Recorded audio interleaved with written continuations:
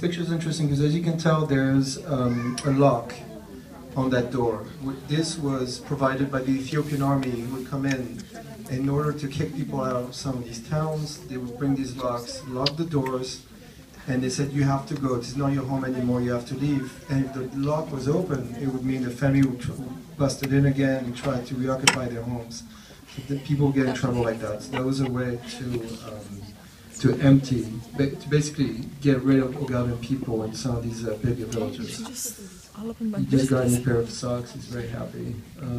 He's buying a local village.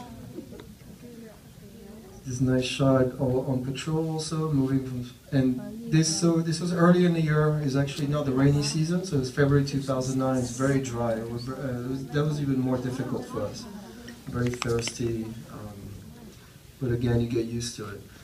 Now, these pictures I'm about to show got us in trouble with the Ethiopian government, who put me and my colleague on the blacklist. We're not allowed, until Meles died, obviously, to go back to Ethiopia because we had finally proof of civilian massacres. And the BBC picked that up, became a huge story, and the Ethiopian government was very angry about the fact they were able to catch us inside and then coming out back to Addis Ababa. This is a town, unfortunately I don't remember the name, which was occupied by Ethiopian troops for about a year. They massacred about 1,500 civilians. These officers was finally some proof of the kind of things that were happening at the time. Village completely empty, there's locks, again you can see on the doors. And some of these rebels are checking out if there are no Ethiopian soldiers in the area. And these interesting picture also, obviously the Ethiopian soldiers leave everything behind. This is their food canteens they would leave behind. This was a school in the town which was burned to the ground. This picture made the Time magazine actually, as that school was destroyed and ONLF soldiers just looking out one of these broken windows. Documentation left behind by the Ethiopian army who had left because of military pressure from the ONLF.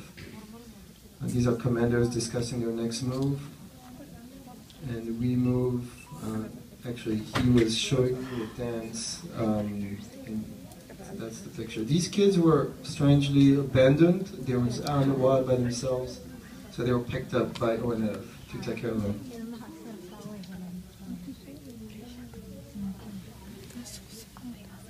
More civilians, obviously a lot of poverty again.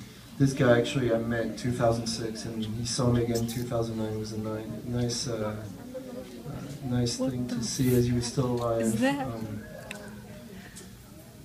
More pictures. Some women would come in from local places, local villages, and bring us water and supplies for us to survive. That's it. I don't want to take